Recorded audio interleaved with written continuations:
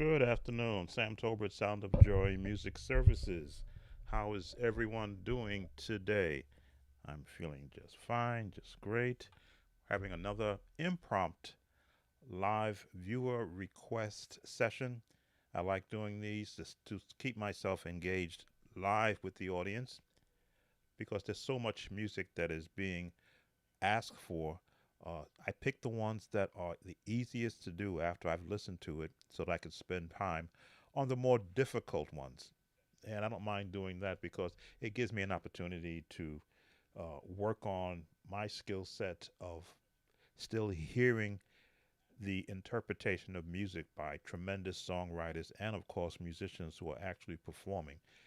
And it gives me a chance to every now and then come live like this and give you what I hear and perhaps another way that as a musician you can approach it. I, of course, want to welcome in my Facebook audience. I have been sharing this page with those on Facebook. So if you want to communicate with me, you'll have to come to the YouTube channel. I believe the link should bring you here if you're not watching. Also, my Facebook group, Sound of Joy Music Group, I share with those who are there also because this is information that I want you to be watch and to get an opportunity to be educated in. Welcome, Gospel Music for Life, South Carolina. All right. So today's viewer request is Let It Rise by William Murphy. I've heard others play it in their churches, but never really listened to the actual recording. I just heard the actual recording just to see how much music are they incorporating it. They're using the CCM style, which is the Nashville system. But again, as a musician, you can always hear a little more seasoning that can be added to help to bring out the song a little more from a gospelized standpoint. Not too much, but enough to say, a little bit more paprika here, music wise, and it'll sound a little bit better. So we're going to look at it from that aspect. Let's go to the work page because I can and I am guilty sometimes of talking too much rather than get into the music. So let's switch scenes here. Here's the workspace. Now, I'm not going to play it in the background because, as you know, YouTube loves to flag me when I play anything on their platform. But as I said, I listened to the song and there wasn't anything major that I would have to play back just setting my microphone. I would have to play back the um, the video for. Of course, I'm watching the chat on my iPad. So if you do have a question, feel free to interrupt me, and I'll see it pop up. Key of G is where this song is found, which is rare because a lot of this type songs shy away from the key of G. They either be in E, D, or let me see, what's the other keys I've seen a lot of these songs in? Or B flat. Some paprika on it. I got a little seasoning on it because again, when you have a gospel background, traditional, along with all the influences that came after that, you can always put a little seasoning on it. G major scale. Always got to make sure I'm doing the correct fingering because that makes a difference. Okay, so I'm talking, which is why my fingering is not correct. So let me stop talking and just.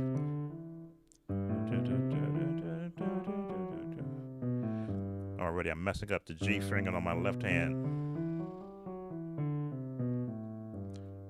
I believe it starts off on the second finger.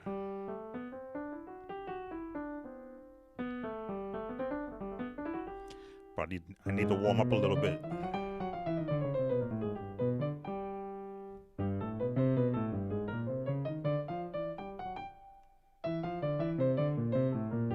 This is how I warm up.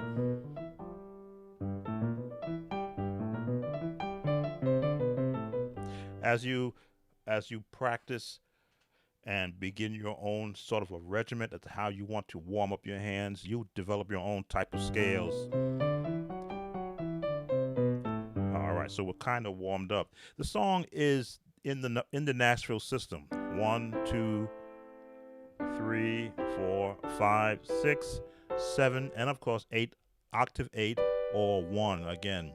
Major, diminished, minor, major, major, minor, minor, and a major. So your chords are built on that.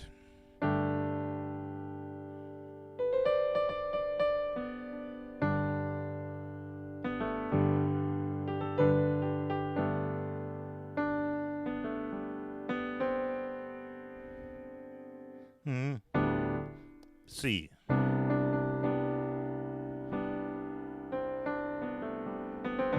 There we go. I have to remember tried to get my number system in there. How you doing, Sub Zero? I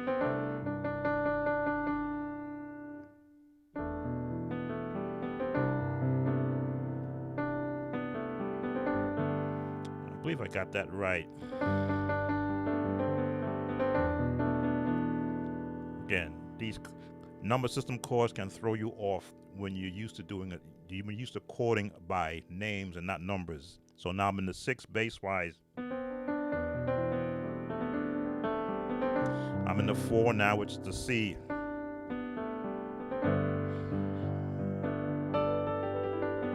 So that's as I say, the bottom melody. That's your melody that's being done. Your basic chords.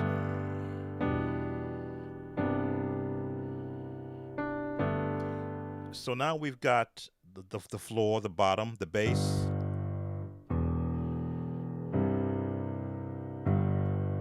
So that's our bottom, generic bottom. This way, and you always want to, when you're learning a song, I think I recognize you, Sub Zero. Good afternoon. When you're learning a song, you always want to hear every aspect of the song before you delve into it. So of course, with me, what's the melody doing? First of all, the key. What's the melody doing? And then what chords are they supporting that melody with? Then once I learn the entire song, I can, as you say, start to add some different seasoning. So for the viewer who requested this song, you want your chords to sound right here. Let your chords rest right here. That's your first set of chords you're going to use. We call the G major add 2. There's the added note. If I take that off, it becomes a G major. Then you want to drop your bass hand. Keep these chords there. Keep these chords, but just drop the bass down there.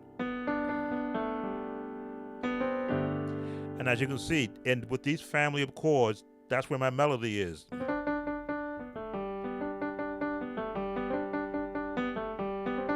So those chords are resting right there, right in the chords. Even though I got the higher G, that's to add a little bit more tone. Hey, Evangelist Franklin, how you doing? That is just to be able to add some additional tone. You don't want to be all the way down here.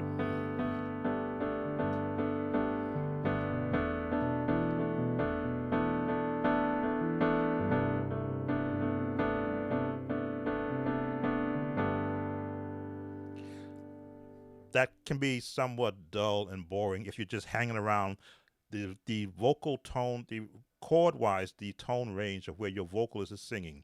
You want to go a little bit above it.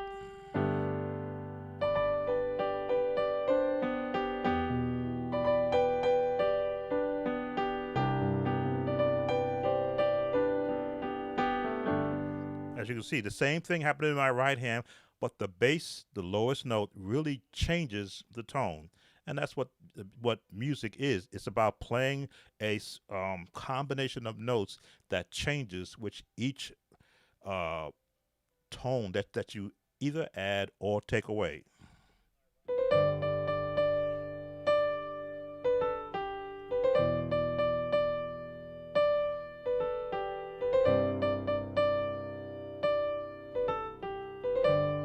So if I just did it with the melody and the bass, or just the bass alone, you wouldn't. If I just did this,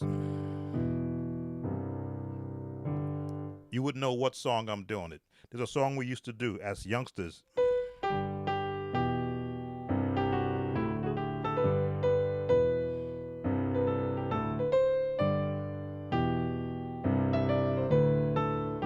So because I did that song as a child, I'll say as a child back when I was 8 years old, learning to play piano. When I hear those that bass pattern, I go, yeah, I know where they're getting that particular melody from. Hey, Louie, how you doing? So number system again: 1, 6, 4.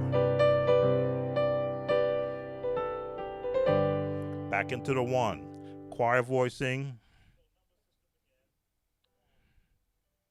Now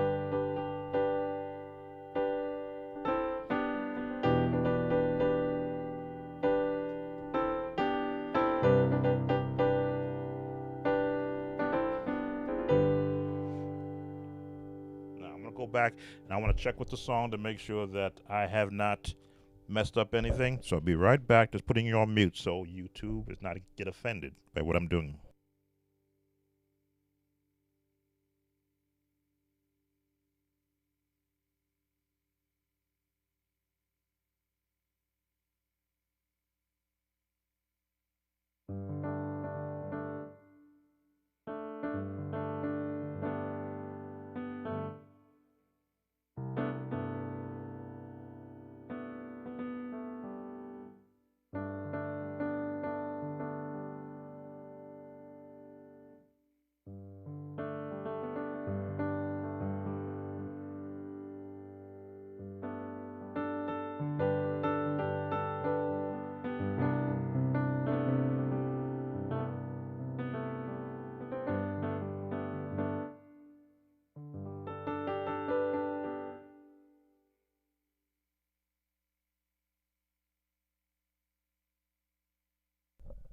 All right. So as you can hear, now that I'm listening to it, I already started adding some seasoning.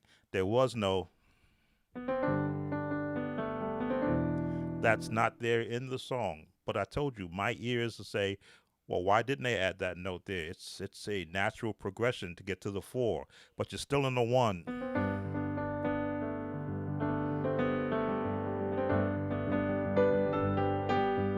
to the 4, back to the 1. Now my ears are saying, well, why didn't they go here? Again, as a musician, if you want to do that to add a little of your own seasoning, you can go to 6 on the bass.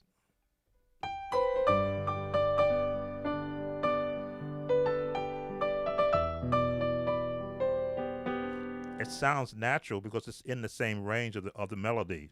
Because that note is there, it makes this one that harmony won't fit, won't hurt, I should say.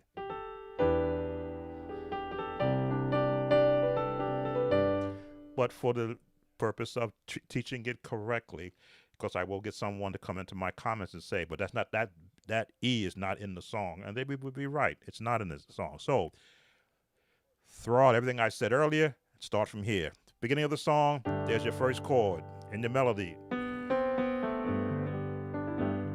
and repeat that. Then go to the 4, and back to the 1. So the 1, 4, and then back to the 1. That's by the actual song. So now the key changes. Now the next part of the song, they go to the 5, which is your D, straight D chord. You can add 2 if you want, to the 4, and then back to the 1. O to the 4. Then you see I'm filling out the chords. 5, 4. Now, I may just be holding straight chords. There's a lot of music tree going on, but from a teaching standpoint, you got to hear the ground around the song before you start taking off.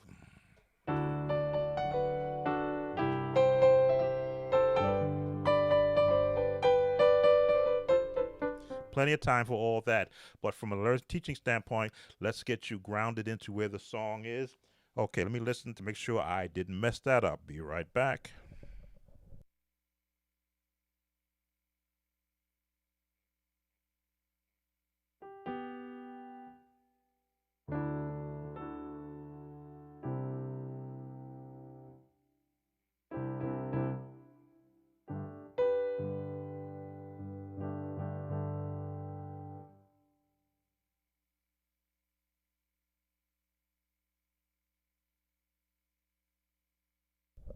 Okay, so, and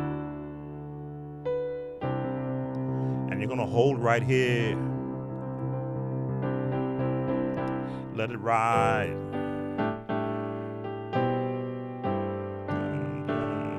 Let me see that.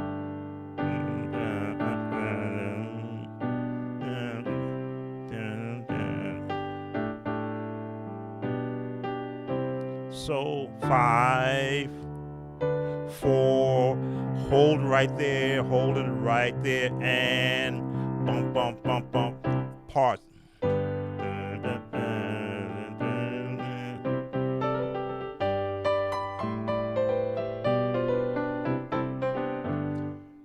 Hey, pianist, how are you doing?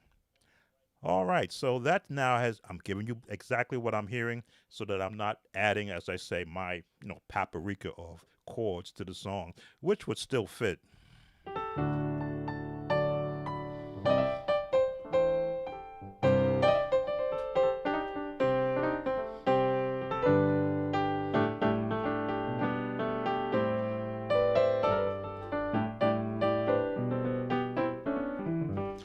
And then they go right back into.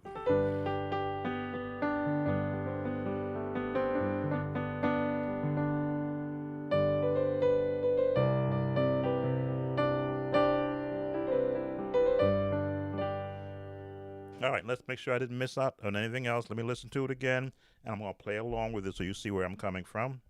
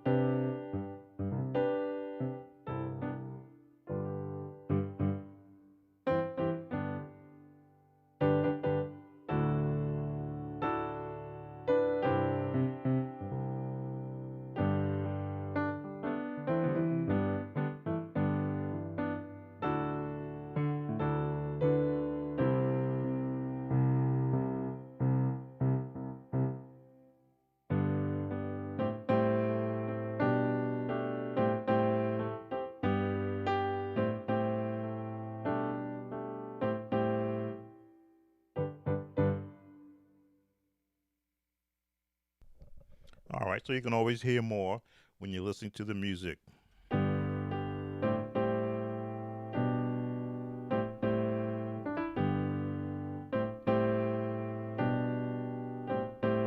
The choir is doing their part.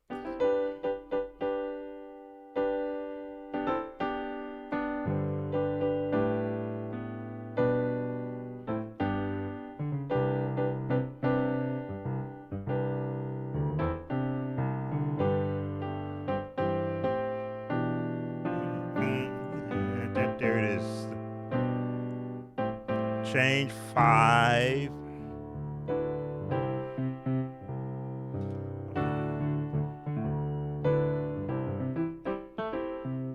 1, 2, 3, 4, boom, and pause.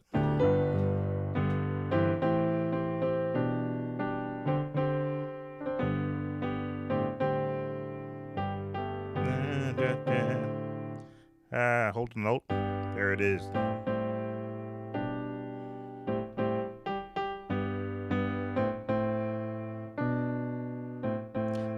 That's that movement that you're hearing in the background as you listen to the actual video. I don't think that there is much left.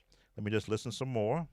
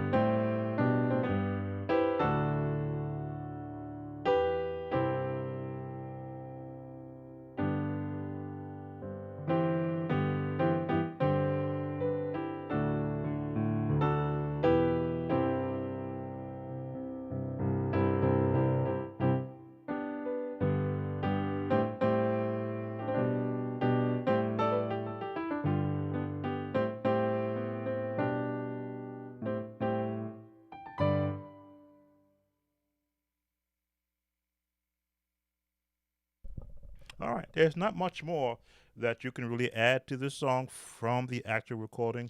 Now this is when your seasoning comes in. What else can I add? And you saw me adding some more easier changes you're doing if you're on a piano doing this. Let me pull up one of my patches that I like to use with a drum rhythm.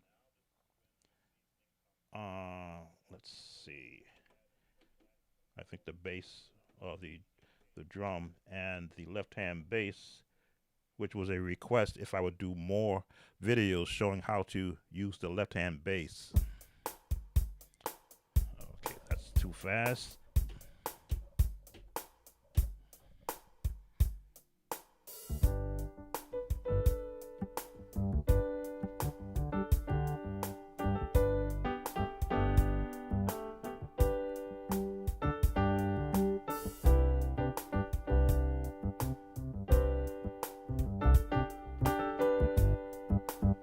Make sure I got the tempo right. 1 second.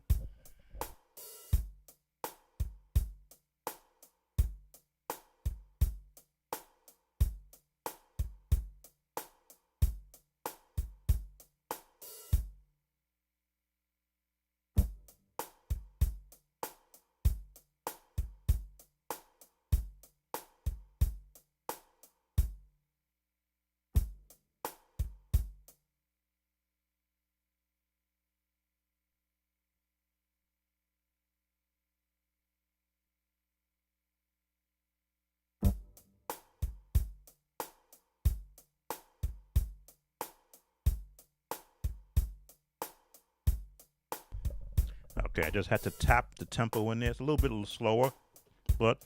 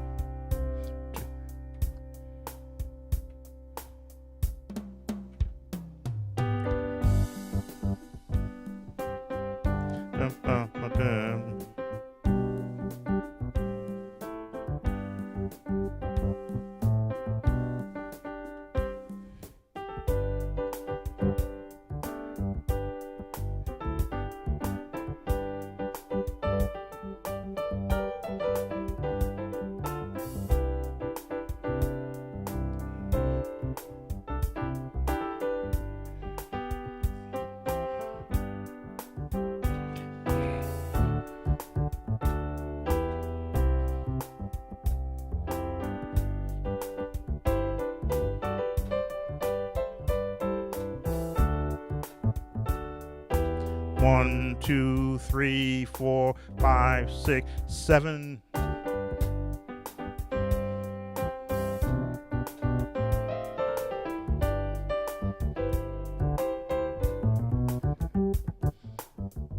So that's a look at it. If you were doing a split keyboard, you want that left hand holding that bass down.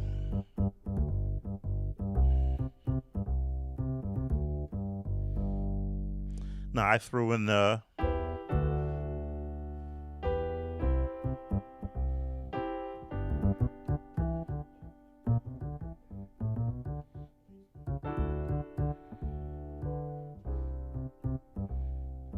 5, 6, 7.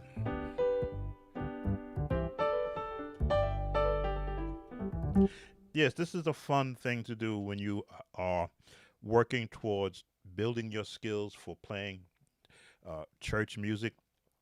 and you're practicing on your own and you don't have your full band with you to be able to take a keyboard, which will give you split keyboard and drum patterns which you could match to the exact tempo of the song you're learning, that's when you begin to experiment beyond what you're doing.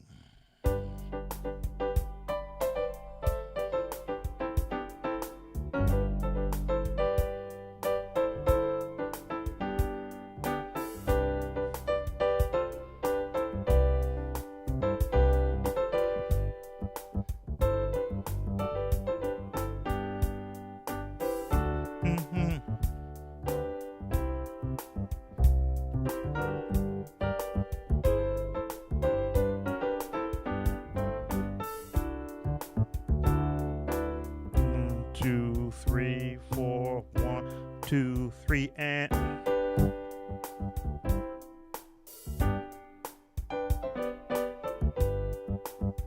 trying to think, what can I add to this?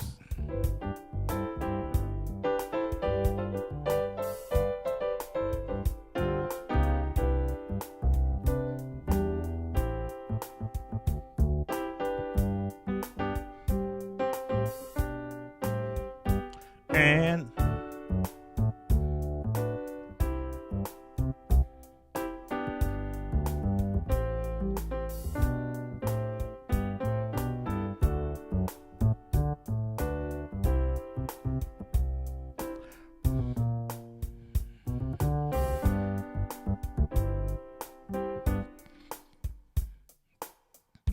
all right, let's go back to my regular piano voice. Okay, so that's kind of brings us to where the song is. Now, again, do I really want to gospelize this song when it really only has two major components to it? Not too much. I've added some, but in working around the actual rhythm of the song, which is somewhat a ballad of Caribbean.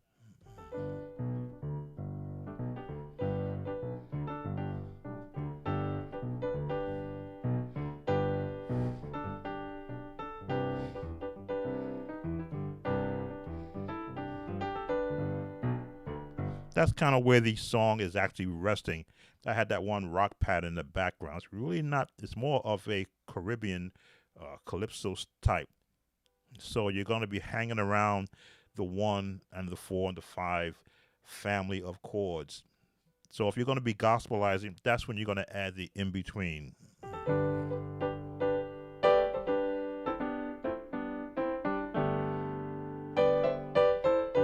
Boom, boom.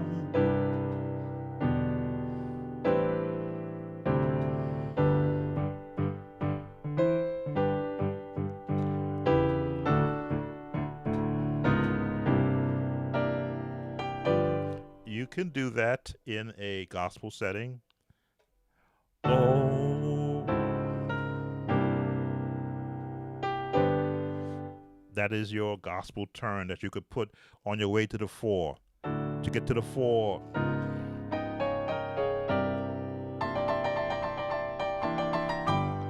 but you gotta resolve it back into the major.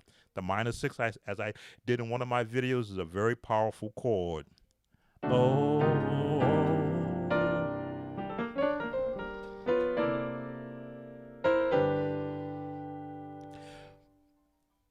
Where else? Hey, Carolyn Clark, how are you doing?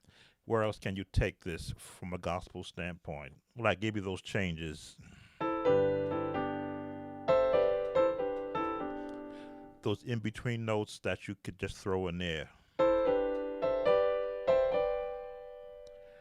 That was a 2, 5, 1 to the 6 to the 2. Those are your Hawkins chords.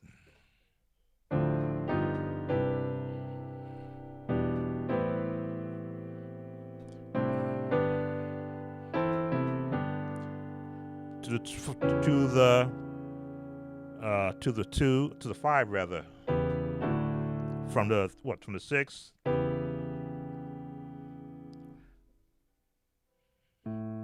from the 2.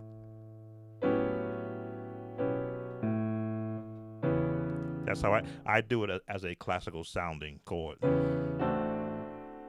5. Let it rise.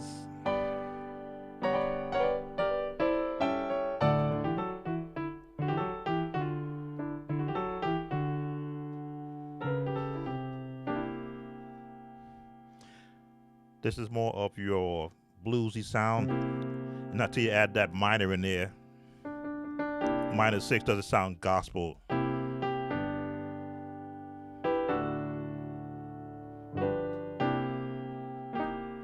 With that grace note.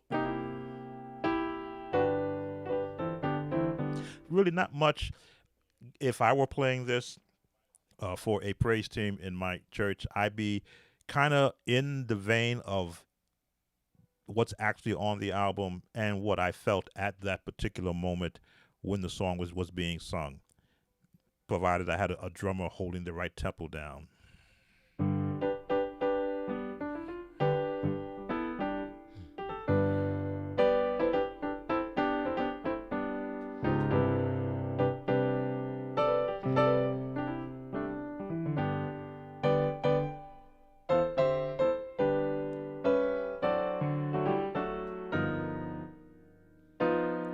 Keep it straight. There's different chords you can choose. Instead of going to the minor, keep that major B there.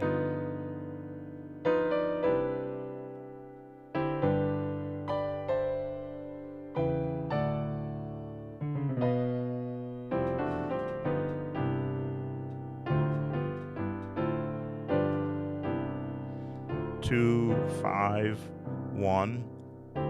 Let it rise.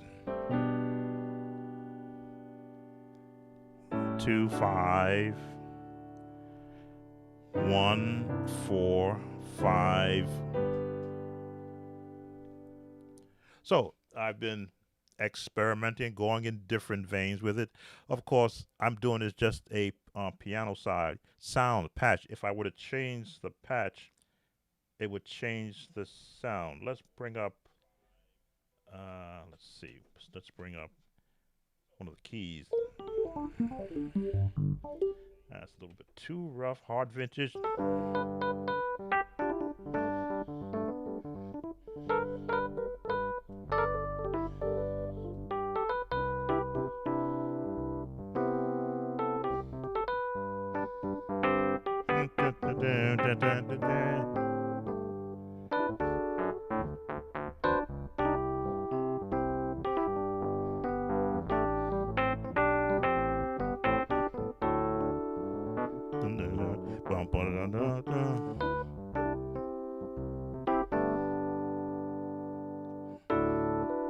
And it holds right there.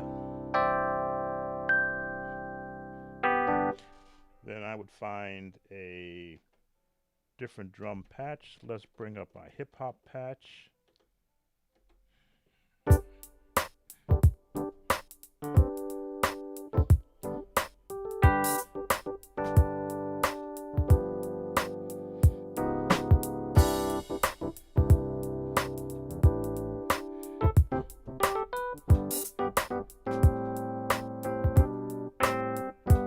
And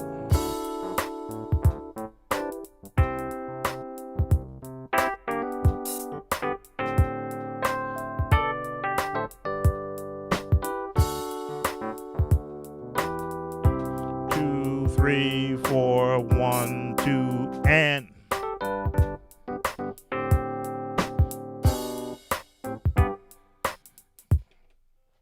just another way to look at it. Changing the selected patch will give you a different sound. Hey, how you doing, Lionel?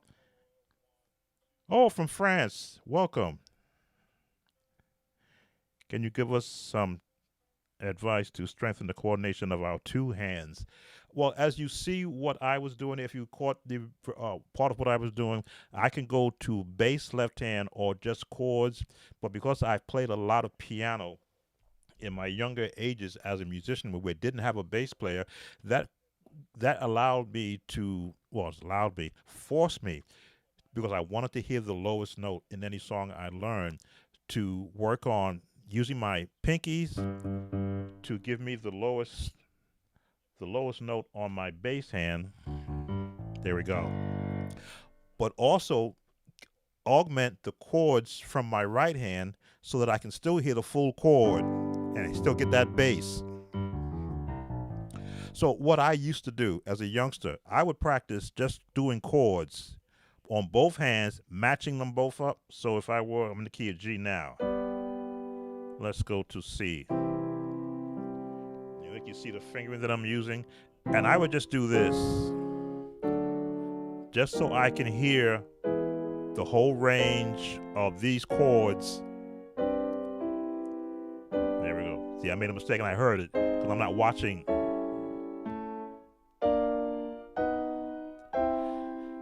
And you got to watch the keyboard when you're doing this, because what you want is your hands to feel comfortable.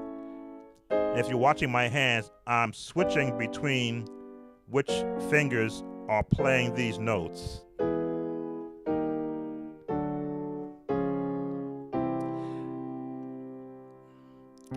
So I could be here, here, here. So if I'm doing this chord here, like this, then I'm left to stretch out to more chords to give me that actual bottom note.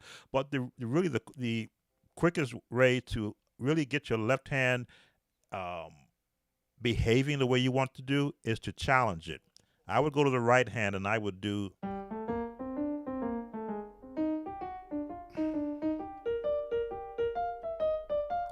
Go to the left hand.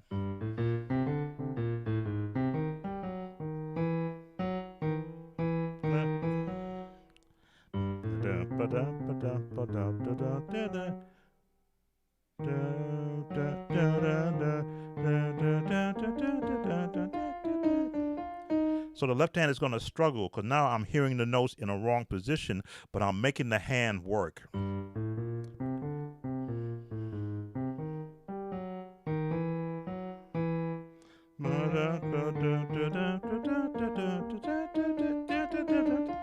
So now they both have to work together.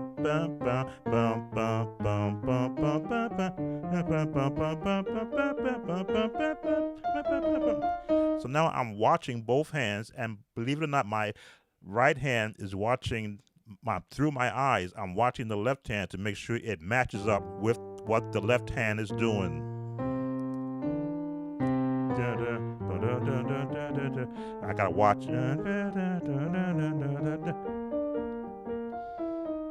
Because if the right hand changes, the left hand has to match it.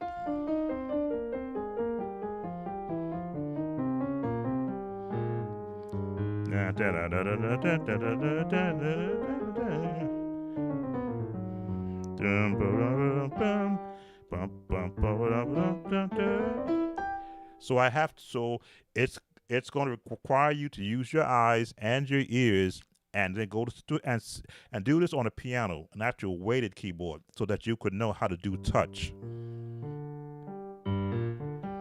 Because if you want to do bass,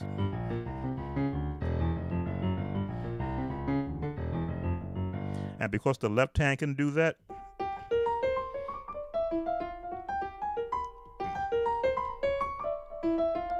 I haven't done that exercise in a long time.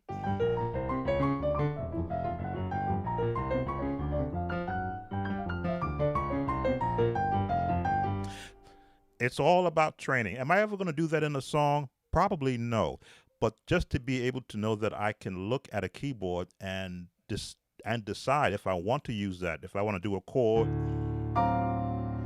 My hands already knows that's the chord I want at the bottom to support this note.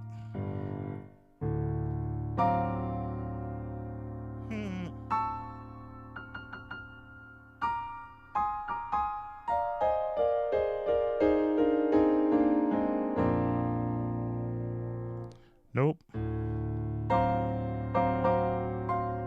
B flat. No, G. Wow. 5, 1.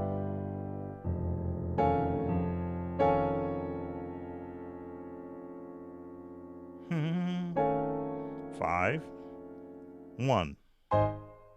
Hmm. Hmm. B flat. There we go. So I will practice a lot of nonsensical things just to get the left hand.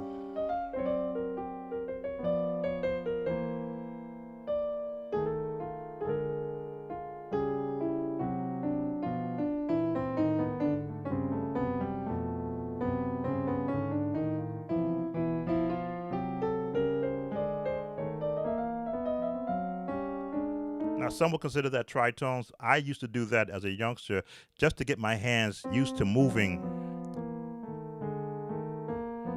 So once I've discovered what key I want to be in and I want to move, the hands already know how to move across. And my ears need to hear that separation. Because if I hear this, I'll know it's wrong. If I hear that, I'll know it's wrong because it don't sound right. Then I'll know that sounds right. Then I will pick the chord I want to put that with.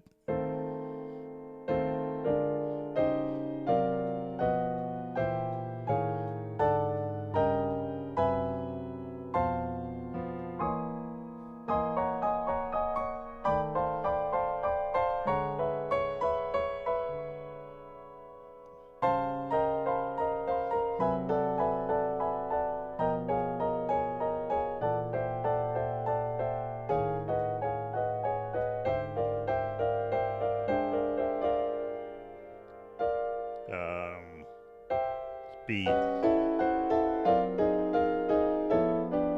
These kind of exercises that really don't mean anything to a person listening to it, but for me, it's both training my hands to move at where I want to go, place the note, that tone that's found in this range, which is why I don't like the transpose button, because that will mess up. If this is middle C, I need to know middle C is here, not middle C sounding like D flat. That's a transpose button, which I never use. But I need to know that that's middle C because all of my notes are based on where middle C is. That's amazing. If there are some exercises, scales, not the basics, to practice that can be comfortable on the piano. You develop your own level of comfort. Never being taught by an actual piano player, I probably missed out on the correct way to practice, but then it allowed me to develop my own practice methods that suit for where I was as a musician, and that was supporting a church, learning songs off a radio or off of a cassette tape or an album without someone to show me what the chords were. I had to hear them. We were just doing Let It Rise in the key of G. I can move that to F sharp or G flat without even thinking because I already know where the notes are.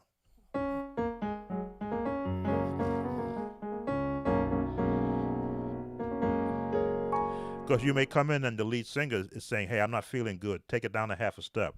I'm not going to touch the transpose button. I'm just going to go to the next key.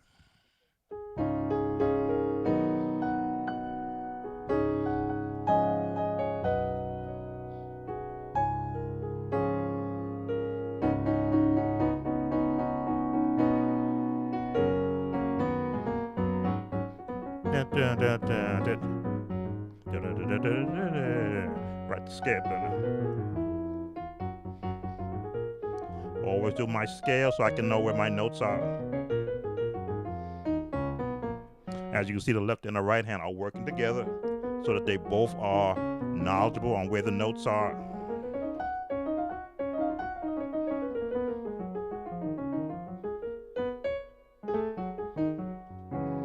Or if they wanted to go up to A flat.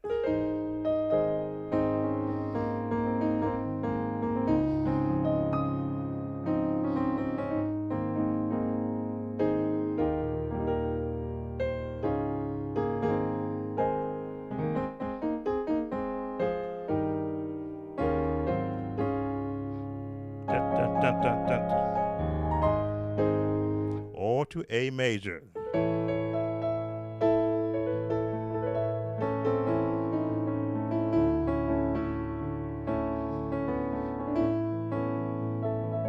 I know it's going to be the D, E.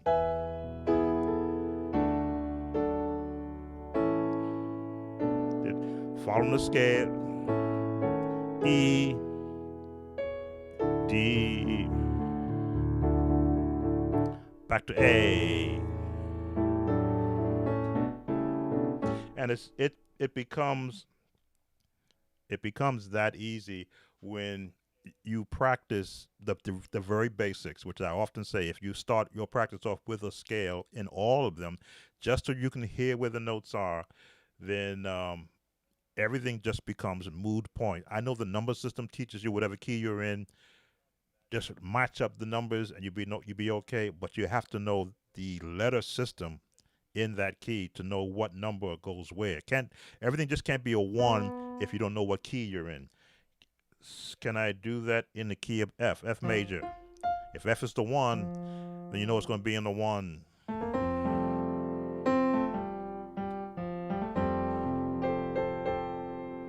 Then you know it's going to go to the one, to the four, which would be B flat. Back to the one, to the five, which is the C, to the four, to the one. No, I know it's going to the five, so I can now throw in my classical change and put a jazz change on the four. Back to the one major, because I already know that that's the pattern for the original key. I realize the number system gets you started, but it shouldn't stop there. It should just give you a place. And again, I often say, if you lose your chords because you're trying something new, you can always go to your home chords. You can always go to the one. You can always go to the four. If you did something crazy, you know you're going back to the one. So I can go on the one. Let me see. Back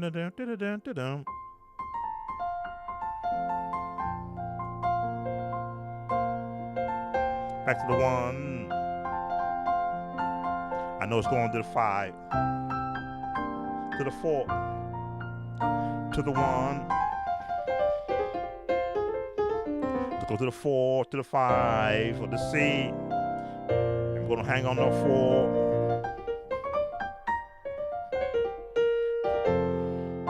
Again, that's only if you really want to get crazy.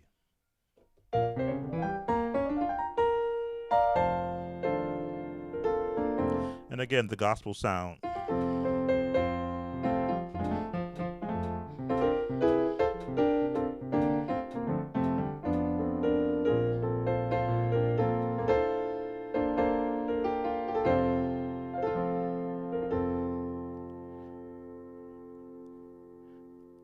So it's a G to the C. So let's go from E. E. A, B flat. I'm just looking at the walk-ups.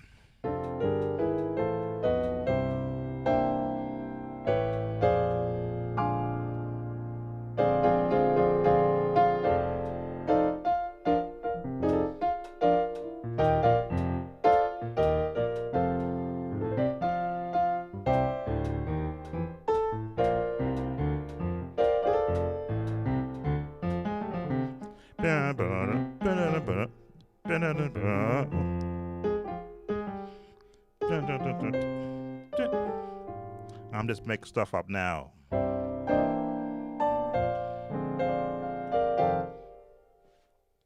The kind of stuff that you would do when you're in church, you would try, and if you get that frown look from your music director, you know, don't do it again. But you said, let me at least try it while I'm here.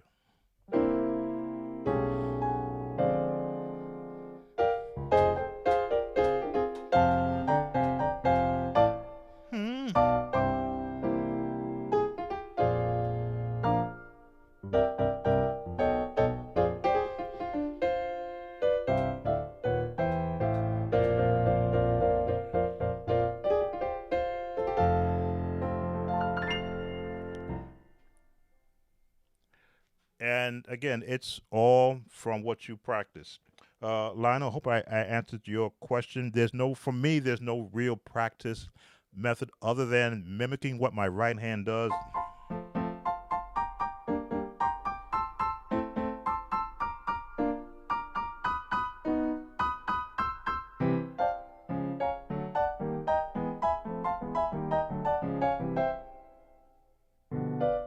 No.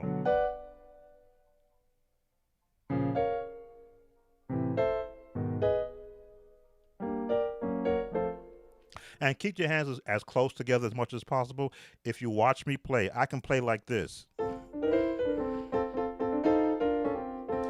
where one hand could do this, but I'll use both hands.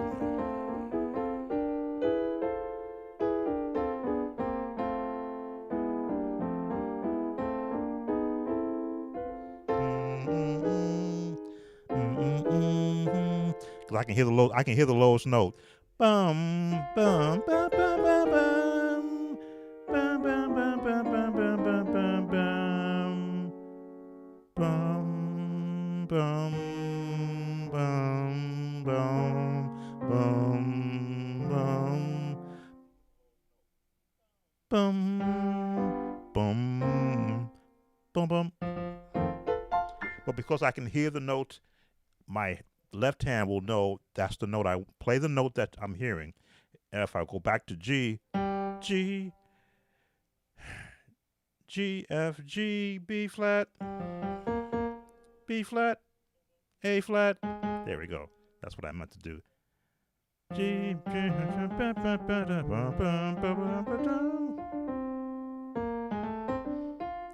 your left hand should be able to complete or finish off what your right hand is doing.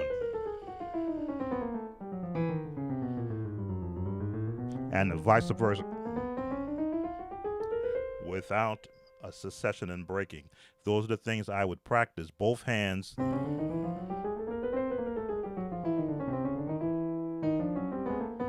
Where they wind up together.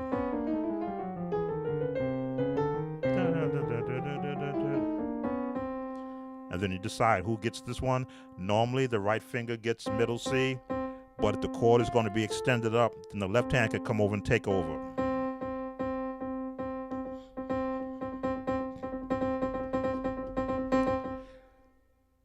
People make music learning such a hard thing to do. It is the most fun that you're ever going to have as a musician is when you're practicing, because everything goes. You're not you're not tied to doing a recording, doing a studio session, or doing a rehearsal with a choir or soloist. When it's just you and your instrument, whatever you want to do to help you learn that instrument the best way you can. I'm not a pianist. I'm really an organist. I cut my teeth on a Hammond B3 with two manuals, foot pedals, and a whole set of drawbars. It for me to do the piano is limiting what I really want to be doing, but I can't afford to have it. Nor do I have the space to get an organ down here. So when I'm practicing on the piano, I'm doing all the things that I would have loved to have been doing on the organ.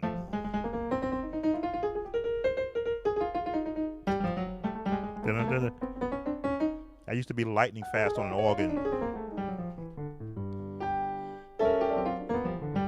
So I'm limited by the weighted keys when I'm used to flying across the organ keys.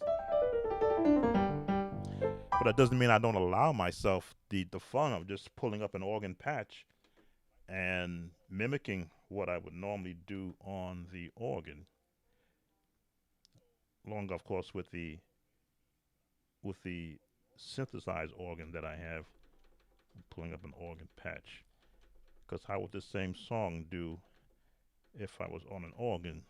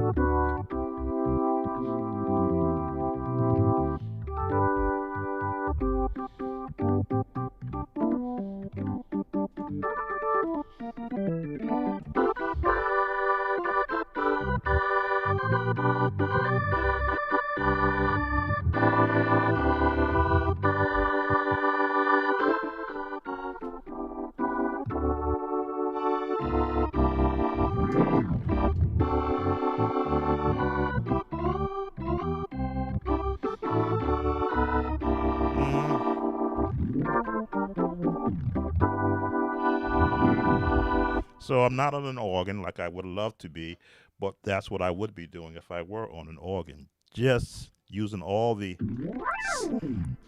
slides. Can't do that on a piano and get that same effect.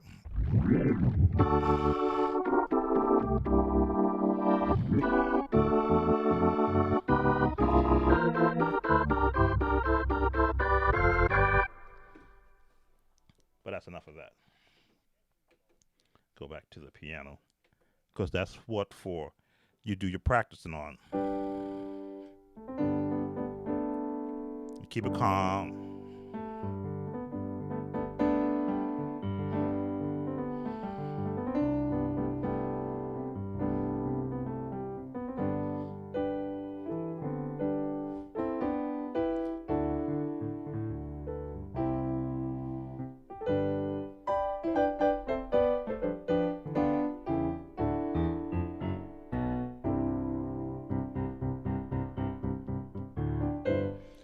So, yes, practice is the only time that you can play. Everything else will be a performance. And what you've seen me doing after showing the basis of the song is I'm playing the piano. It's not a performance. Would I have done that in a service? No. That's not the time to play. In the service, you are performing. You are playing skillfully, as the scripture says. But for your practice time, that's when you get to play. To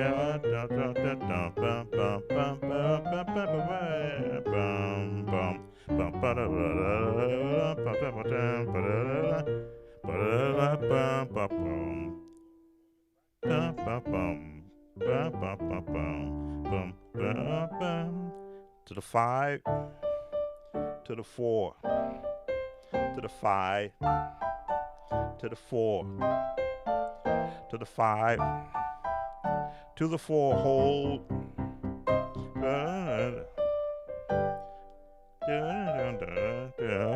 There it is. There it is. This is when I play, when I'm in between, say, doing lessons, when I can now do whatever I think, whatever comes to my mind. And that's what musicians strive for, that if you're just thinking of trying something, you're not intimidated by the instrument in front of you. You just go to it and you pick your starting point.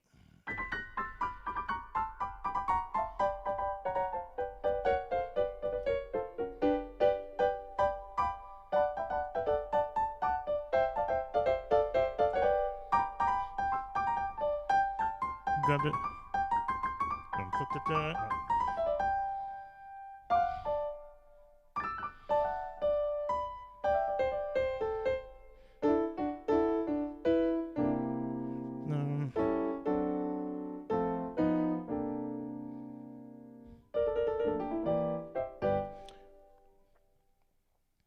Oh, yes, please. Thank you. Don't forget to hit the like button. And if you're not a subscriber watching this, please subscribe to the channel. This is the kind of fun I like to have when I have live sessions. I'll take requests, I'll take questions based upon my level of experience. As I say, I am not a professional musician for say those who have sat under professors and under teachers. I am wholly self-taught from listening to what the professionals put out in their productions. If I'm listening to a classical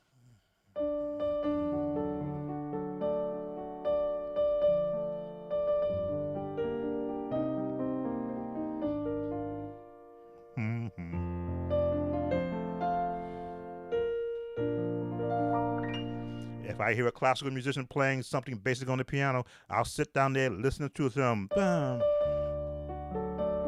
Minor, major, minor, major, major, major, major,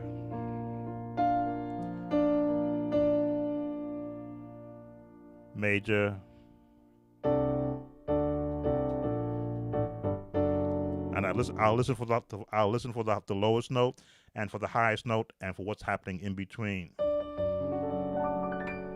And I will try to duplicate what I hear. Minor, major with a C bass, F bass with a major chord B flat, a major chord F bass with a major F major with an F higher seventh, and finish off on the B flat major. Moonlight over the sonata, I think. Again, I'm faking it, but I can hear it in one key and go to another key.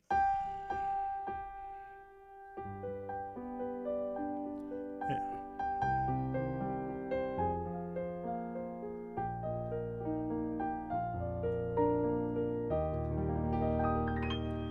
I can pick a key and put it in there.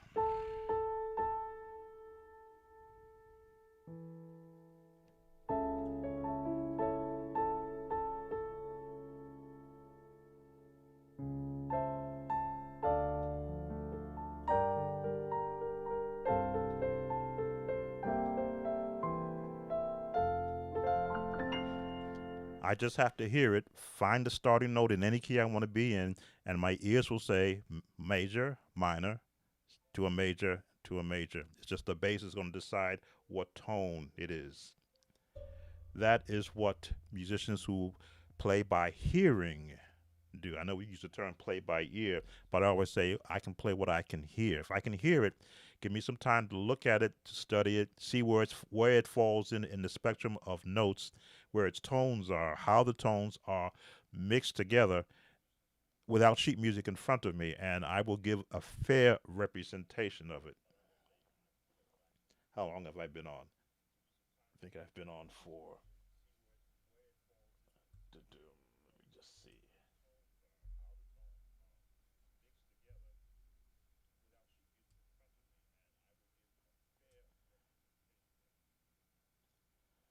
I know I'm over an hour on this live, but again, I enjoy having those come in. I believe we have 11 watching us now. I'm not sure how many are watching from my Facebook page and from my Facebook page group, but as I say, if you do have a question on this live stream, you're welcome to come in to the YouTube side and you can ask your questions. I appreciate those who have come. I'm bringing this to a close. This was a viewer request. I covered the song in the first, I'll say, 15 minutes of different aspects of it.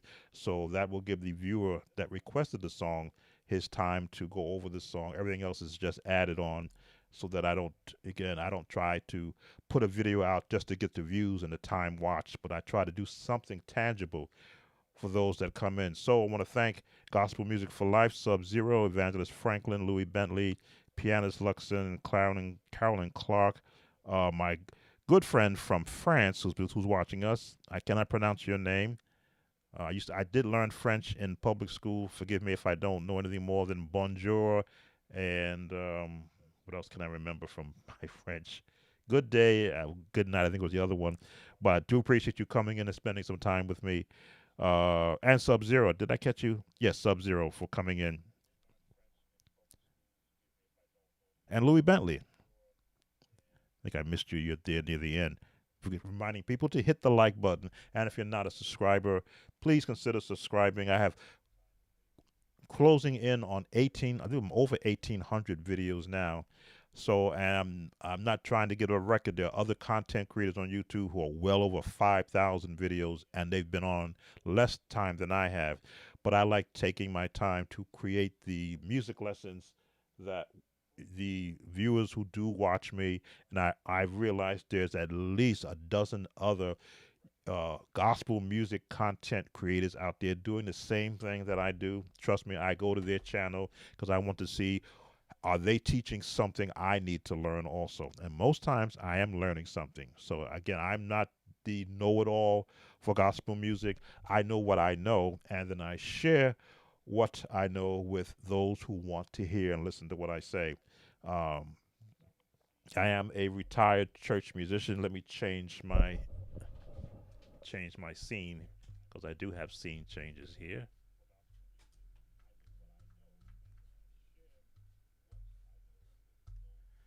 For some reason, there it is.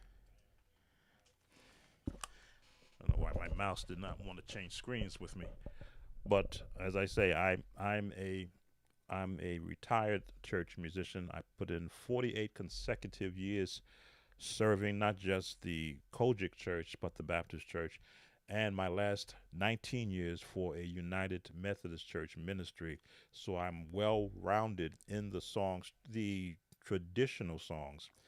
But that doesn't mean that I wasn't tasked with learning every popular song that came out. So I learned all the Kirk Franklin, Hez Walker, John P. Key, Milton Brunson, Milton Bingham, Donald Vales, Kirk Franklin, Richard Smallwood. Goodness, I'm going to do a series on Richard Smallwood chords after I get through or get into the learning the gospel music sound. Richard Smallwood chords are part of the evolving gospel music sound. So when I get into that series in September, you see me posting limited clips to show you what I'm going to be covering, how those sounds were created and how they were applied.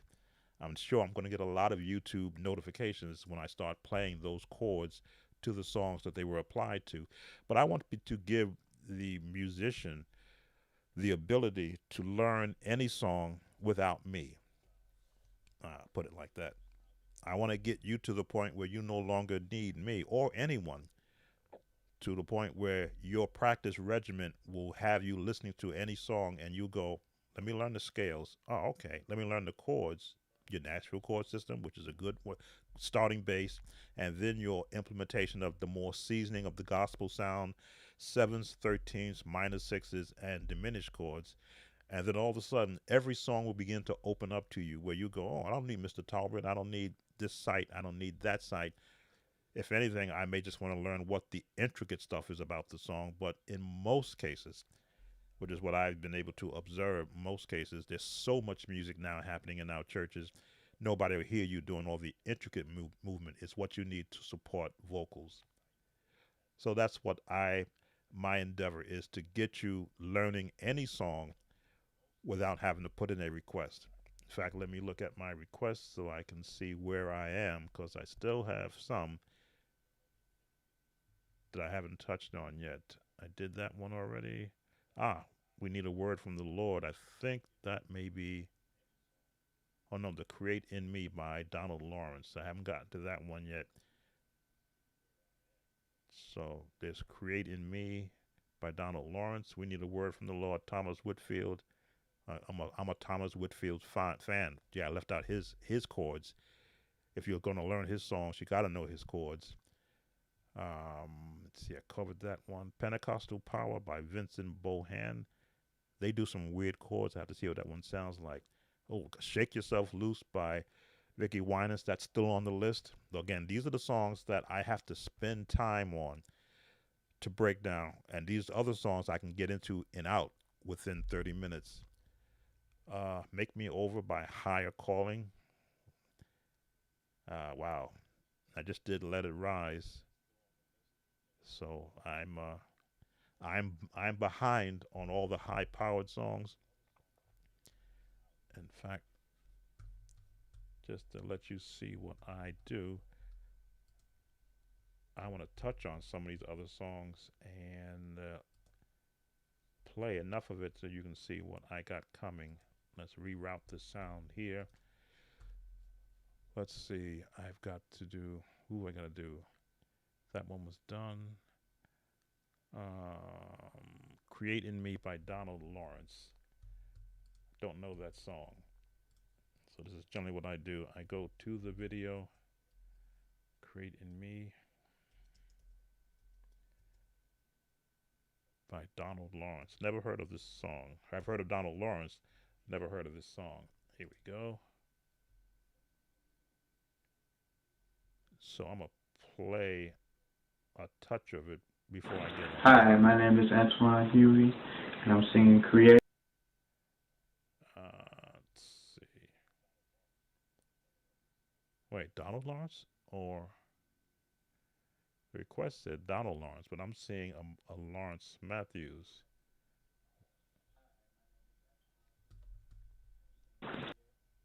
Welcome home, son. Come give your father a hug. That thing is not my dad. That shouldn't be coming through. Why don't I see? Donald Lawrence for creating me. What is playing on this?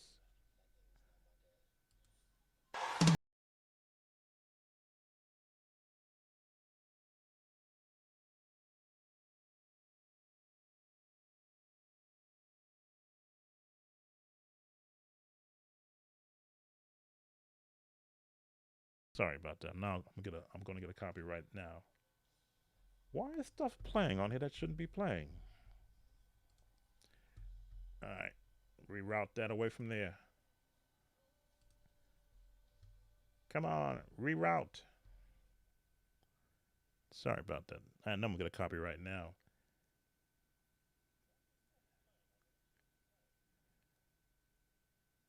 All right. Somehow, all of a sudden, I started playing stuff, and I turned it off, and it kept playing. So that's not going to happen. Maybe that's my cue to to get off of here. But I have quite a few songs.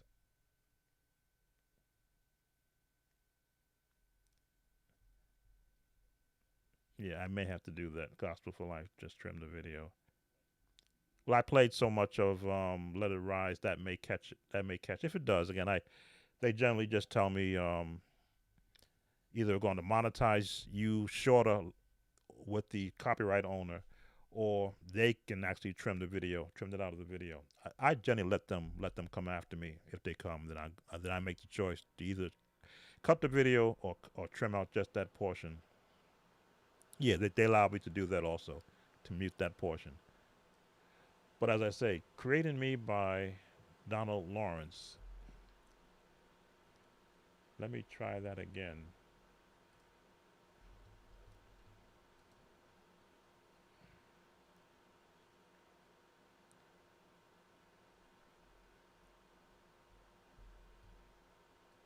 Let's try this again. Create.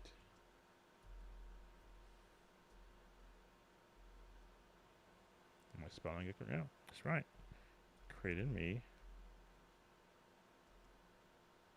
Now there's a Donnie McClurkin version, but Donald Lawrence, Donald, spell it correctly.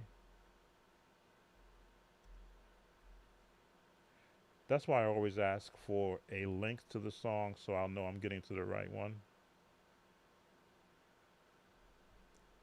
All right, I do not see a creating me. I see somebody singing one by Donald Lawrence.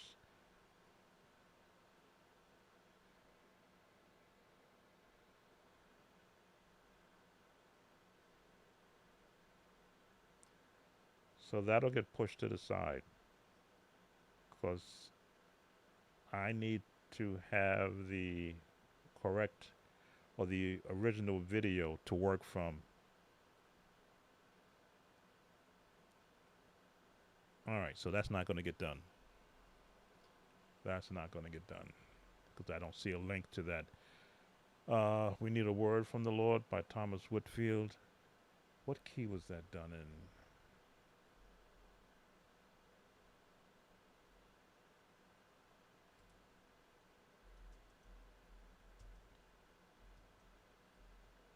We Need a Word from the Lord, Thomas Whitfield. Let me mute you because I can do that. Let's see if I can get this key.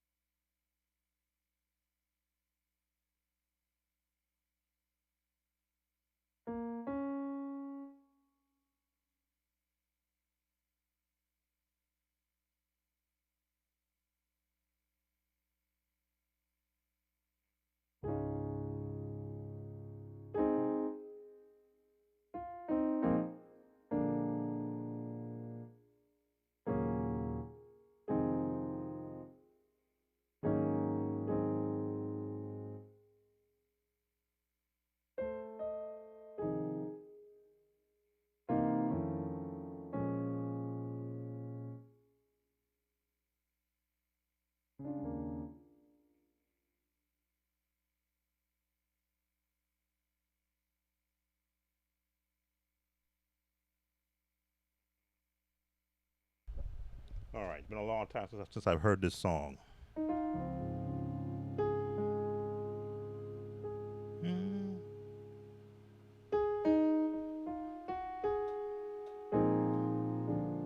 mm,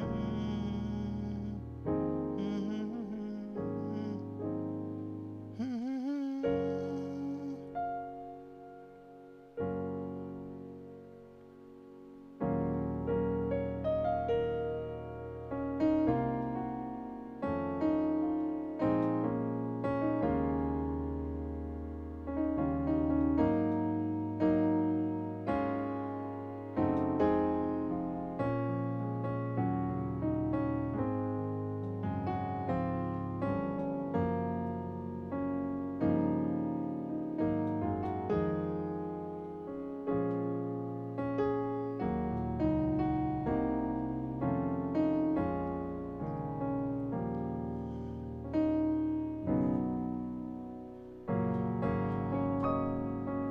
Yeah, it's been a while since I've touched on that song. So that's on the list. We need a word from the Lord. Of course, I will review the the video to get locked in on that one.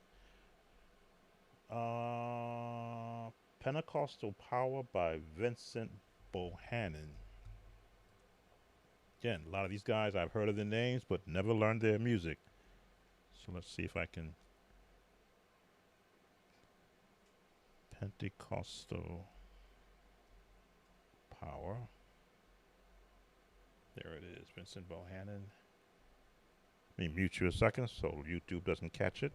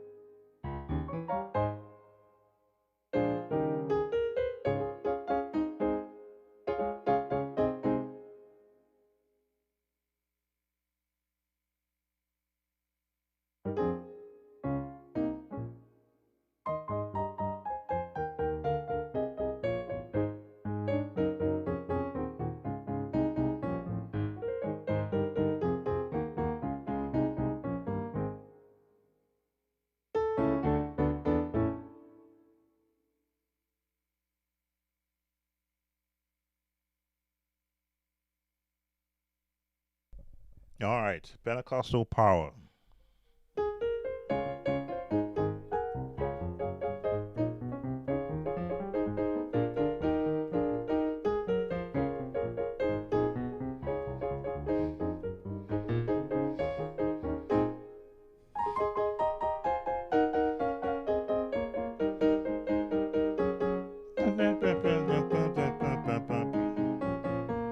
All right, that's gonna be a fun one. Yep. Hey, how you doing, 20L? Pentecostal Power. That's going to be a fun one. Certainly got a lot of classical movement in it.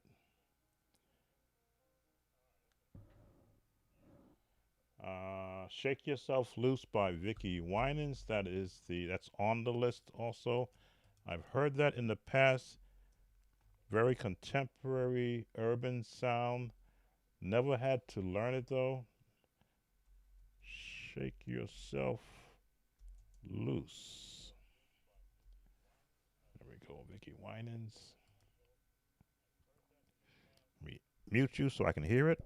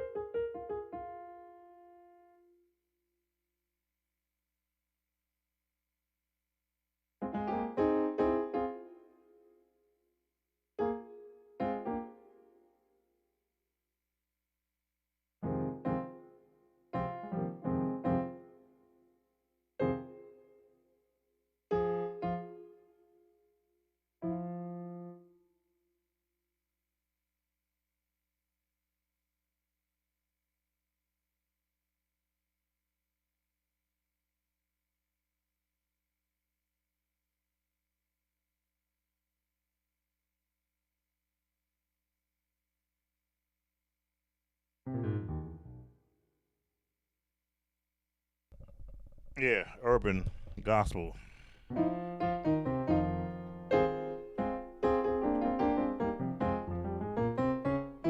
If you remember anything I've told you about scales, gospel uses two or three versions of scales: the major, the minor,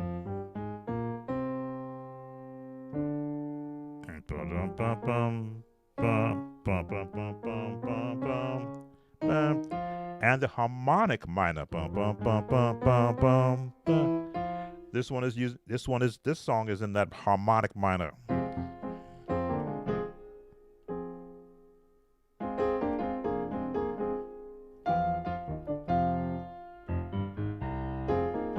That's going to be a difficult one to learn because there's so much movement in the song. I just gonna have to rest on the chords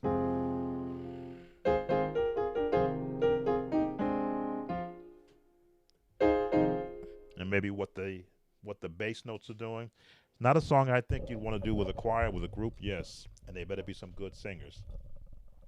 Who's next on the list that I still have to do? Let's see.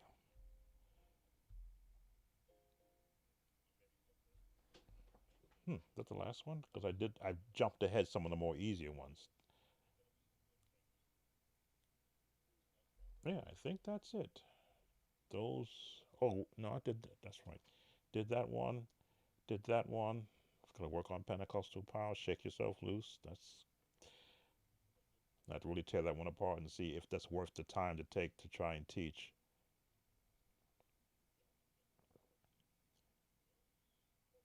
Let's make sure that there's nothing new that was asked for, because generally I'll get new requests every day.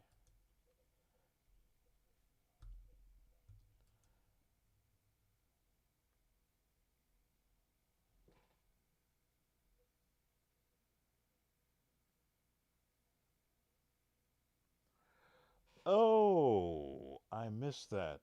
I'm sorry. Wow. Okay, I missed that comment. They wanted "Let It Rise" in the key of D flat, not in the key that's in the. Yeah, I'm looking at it right. I'm looking at it. Well, wait a minute. Yeah, I'm looking at it. Let It Rise. Request is a D flat because there was an issue with the how high the song was. So this was a lesson done in error.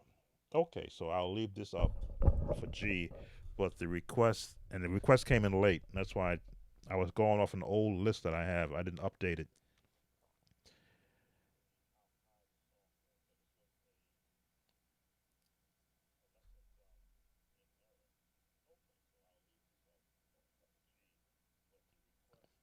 Any anyone cooking videos coming? I enjoyed when you went live and had to give the family a cooking lessons. Oh no, not coming. That was a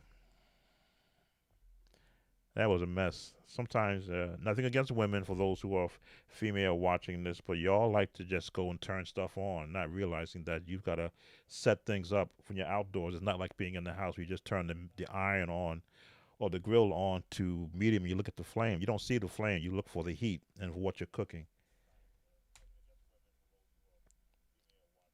But they made out all right. They made it all right. Another Chance by Dallas Fort Worth Choir would be an easy for you. It's a classic. 20, I'm actually looking to do the songs that people are looking for to learn. In between the viewer requests is when I'm working on the series that I'm putting together.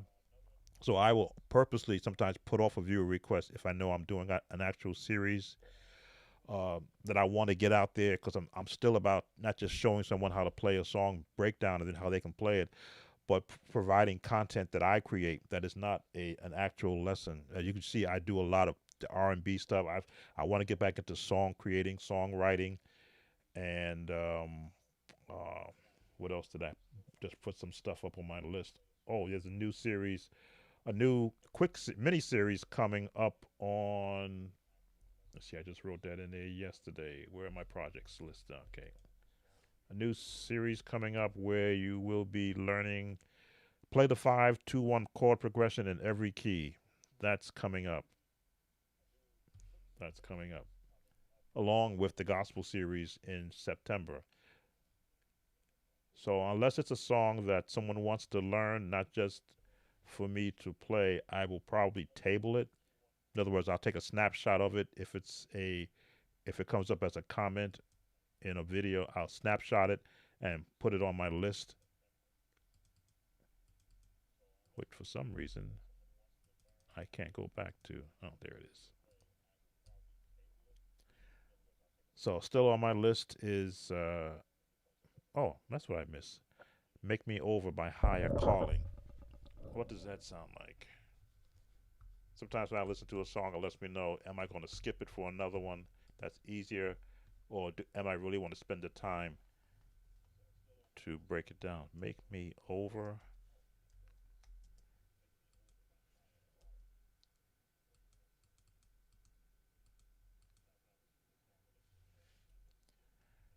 Who is by Higher Calling?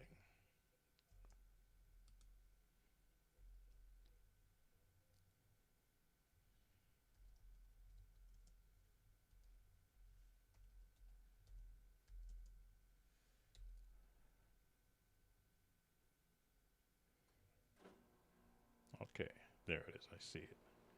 Let me mute you for a second so I can listen to it.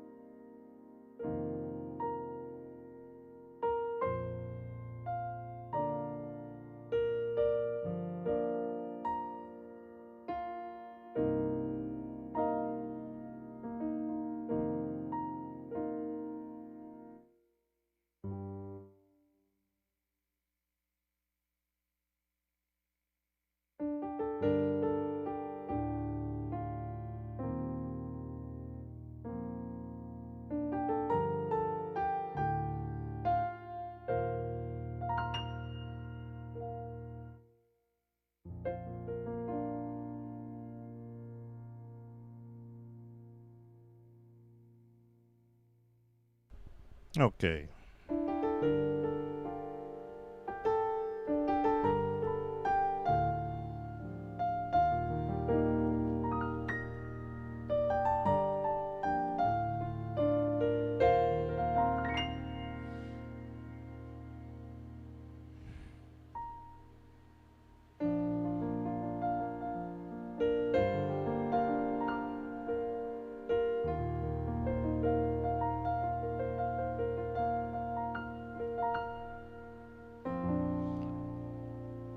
So the chords are within the format of the Nashville system. They're just spread out to give it that um, air, mystique sound. Piano players doing a lot of work there.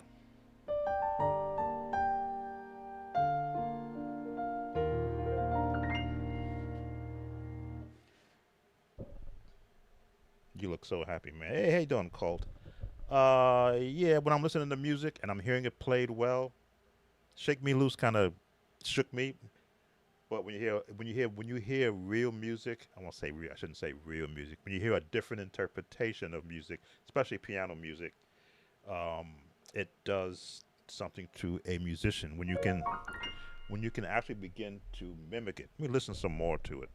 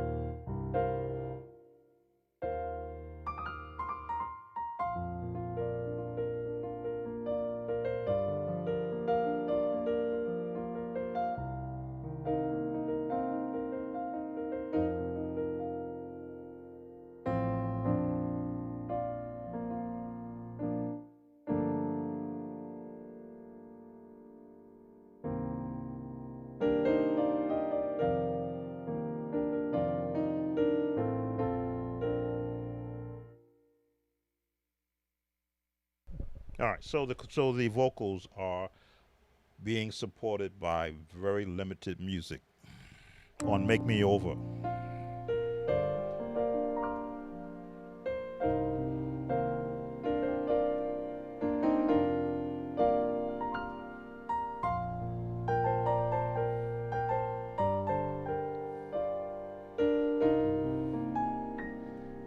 Easy one to teach. Just teach the chords that the piano player is doing, and hopefully you got some good singers because you're going to need them on this song.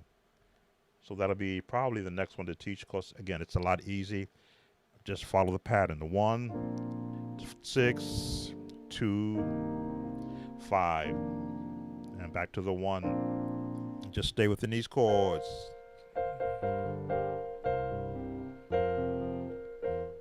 Hang on those chords every now and then.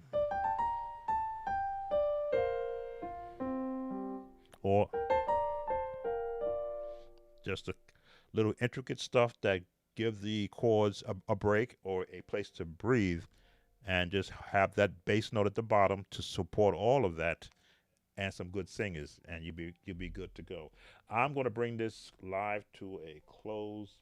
As I said, I don't do these a lot, and generally when I do decide to do them, they are a last minute decision. I have no schedule, so I do appreciate those that do come in and spend some time with me.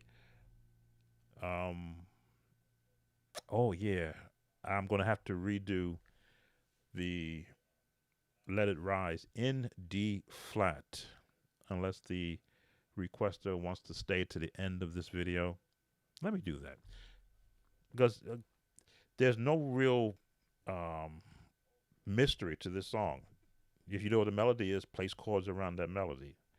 So let me put my headsets back on. Let's switch to D flat.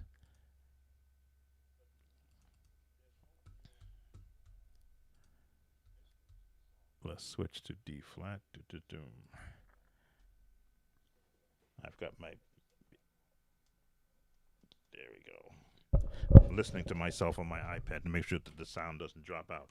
First, so if I were to go to D flat, which was the um, request, additional request, D flat.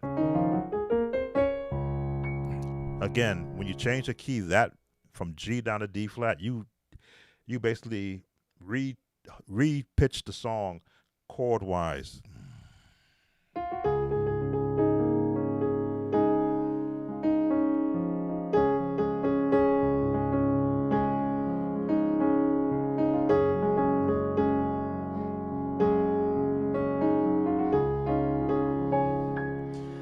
Not hard to do when you know where you're going to be in the 1.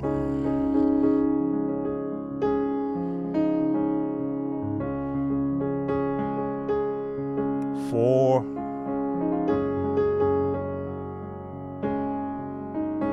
1, 5, 4, let it 1, 5, 4, and go hang in the 4, 1. That's the entire song. So the requester, sorry that I did not put it in the secondary key that you asked for.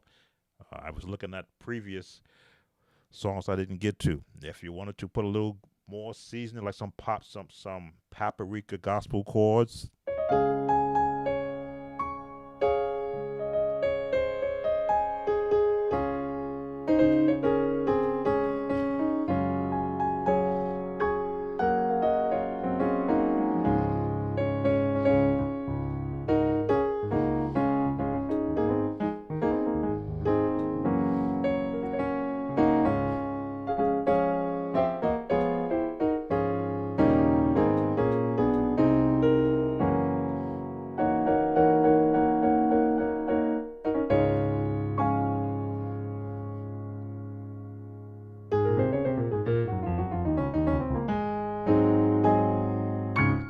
And I'll put that to a stop right there. Again, it's only the music. It is not where it is pitched. You want to look to see what approach you want to use in any song. And if you change the key of the song, of course, you're going to repitch the original composer's notes, but then you just get comfortable. Hey, Walt, thanks for coming in. You just want to now repitch the chords that can support the melody line. It was sung lower for a tenor voice, so now it's higher. I would assume the one of the key of D flat, of course, it's an alto voice. D flat is an alto's heaven. D flat and E flat if the alto has a very extended voice, but they'll love it. D flat again, it's just another set of chords in a different key. If you don't practice in D flat, you won't know that D flat is made up primarily of chords in D flat, F sharp, and A flat, and a little bit of B flat minor if you want to get real gospel with it. But that's where D flat chords come from. Of course, they'll borrow chords in F, they'll borrow chords in F, you borrow chords in F, you borrow chords in, yeah, okay, I'm thinking of all the chords in F I would go to. Yeah, you would be borrowing chords from F because the F scale is part of the D flat family of major notes, but you can go in there and borrow the chords that you would use in F to get you to, like, transportation chords. If you want to get to a B flat in D flat, the path is through an F7, which is part of the circle of 5. That'll get you to the B flat minor, which is part of the. Again, I'm talking all these terminologies because I want to become very music lingo knowledgeable. I'm gonna have to show you what I'm talking about. Did I change this to D flat? Yes, I did. Okay. If you're in D flat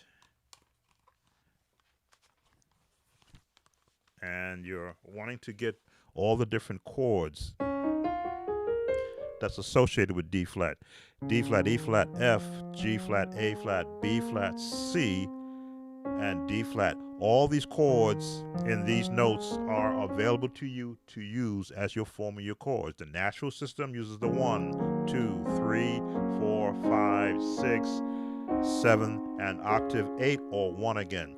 Major, diminished, minor, major, major, minor, minor, major. But just because the number 2 is a major doesn't mean it has to stay a major. You can make it a minor. You can need a major. Why? Because you want to use that to get to the 5, which is a major. If you want to get to the F, to the B flat minor, you want to go through an F to get to the B flat minor. 1, 2, 3, 4. So that's how they do that walk up.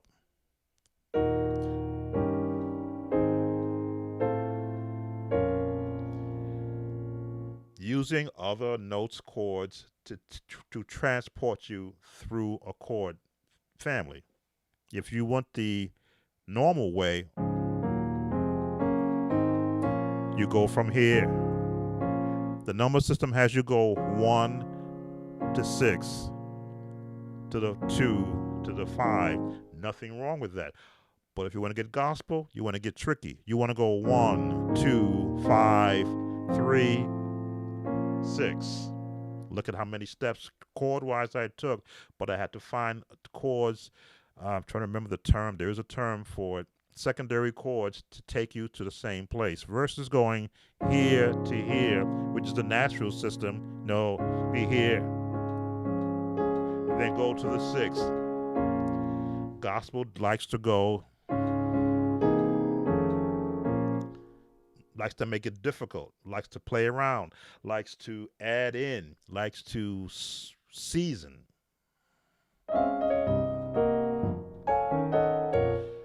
Rather than just go straight there from here. That's the natural system. Gospel says, I want to go to the F and go this way to do the same thing. Let me see. This is a 2, 5, 1, 2, 5, 1, but in a different chord, in a different scale. That's a 2, 5, 1. 2, 5, 1 in a different key. 2, 2, 5, 1, and end up the major and not the minor.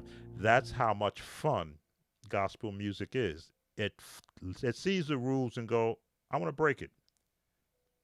I don't want a minor there. I want a major there because I'm going to go another major to my minor, which is the classical way.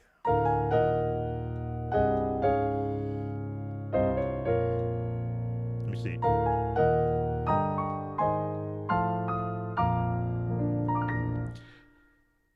And this you get from learning Richard Smallwood songs.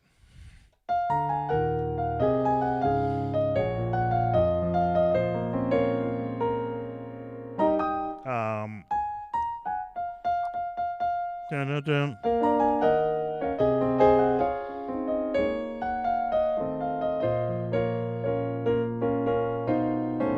Forgot the name of the song, but he has an opening just like that. When I learned that move from that song, I go, oh, that's all he's doing. He's crossing over from different keys. Now I can borrow that change and add it where I want to do the same thing. To the minor, go to the major, major, minor, major. 7, major.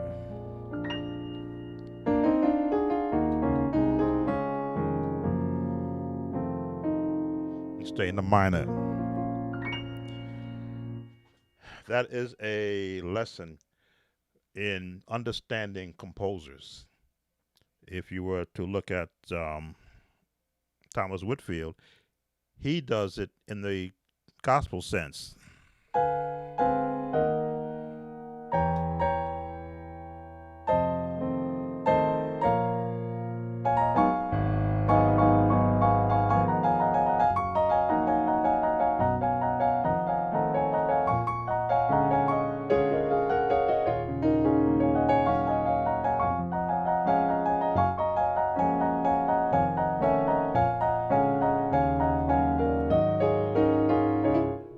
Whitfield uses the classical jazz approach into his songs where you got to guess where is he going. He doesn't go here, he stays up here.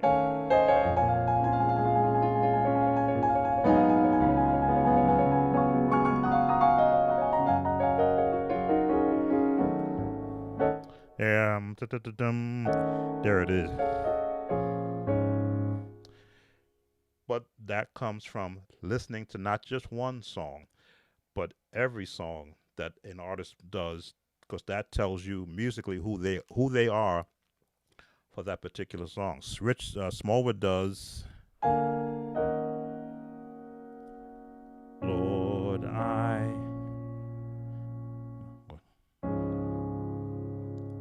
gonna copy right now. I will lift this chord, mine eyes.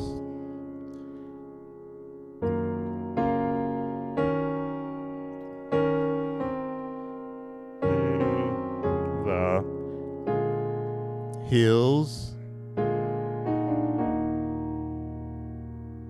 But you gotta get that first part.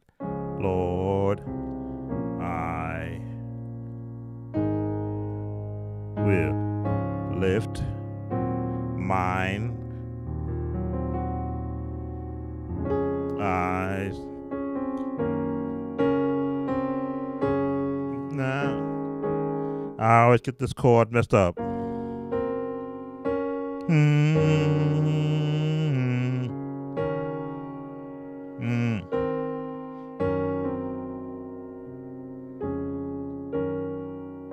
There it is. And you got to have that chord there. Hills, this is the hill chord, not the gospel hills. That's the gospel hill. That's the Richard Smallwood hills.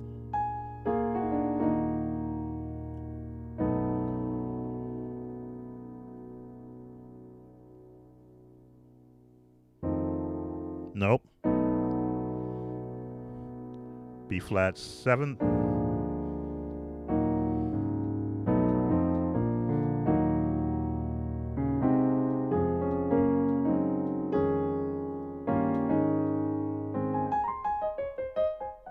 And you learn all the intricate stuff he does from the very beginning of his productions, and then you know how to fit them into what you're doing.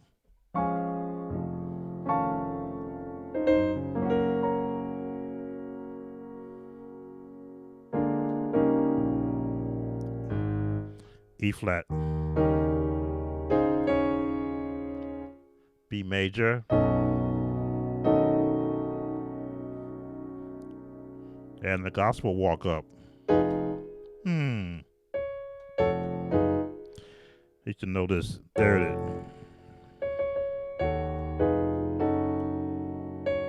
Minor, 7th, minor 6.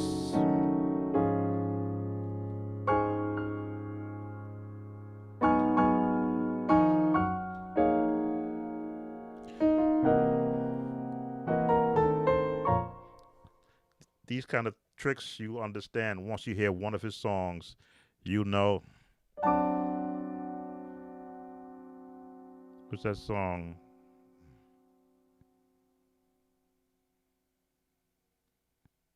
I gotta be careful.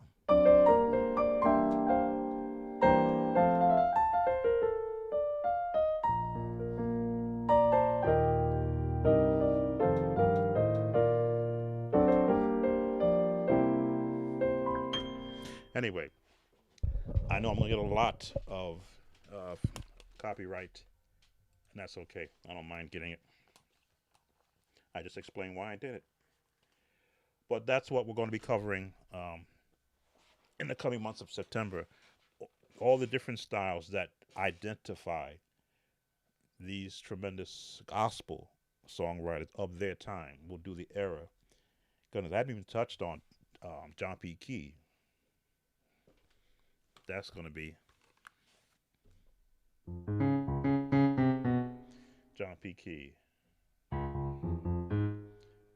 Let me see.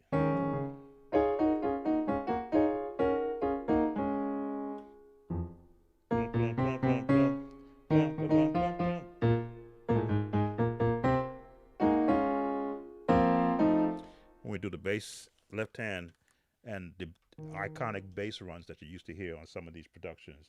Yeah, I'm trying to cover as much of it as I can because I have the desire to not hide anything from music wise from you musicians. If you've been with me all these many years now, I think we're coming up on year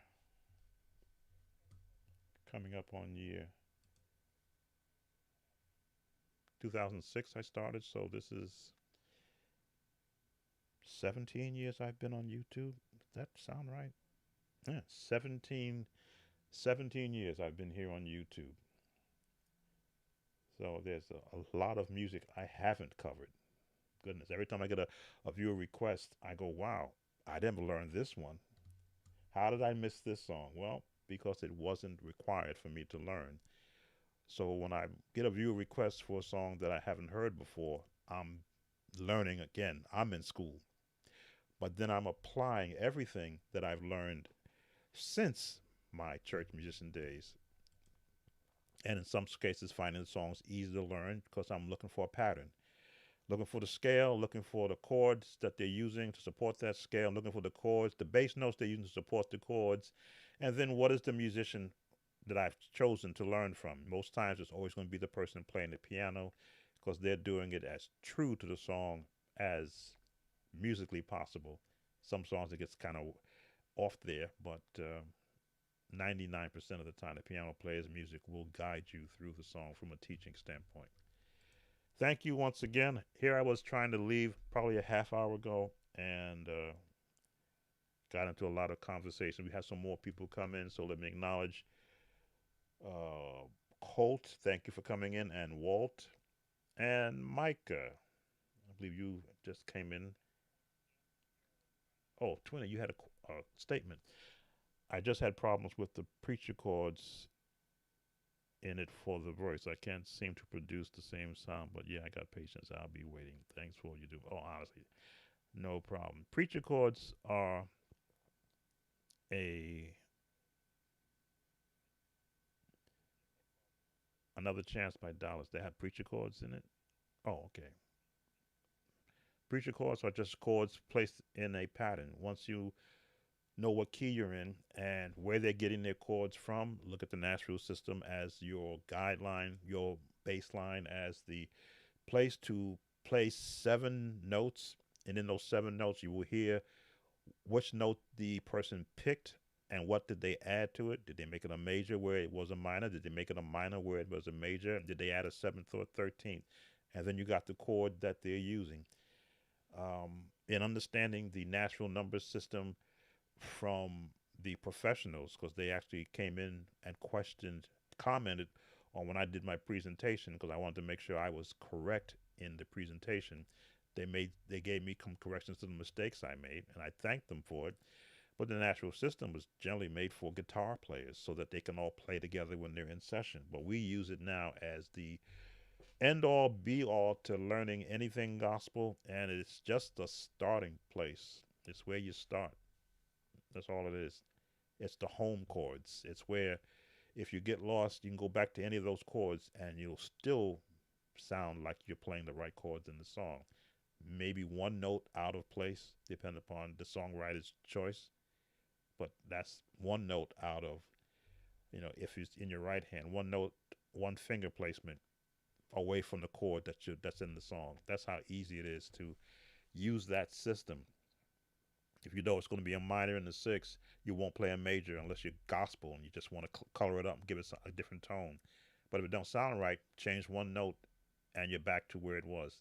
That's your home chords.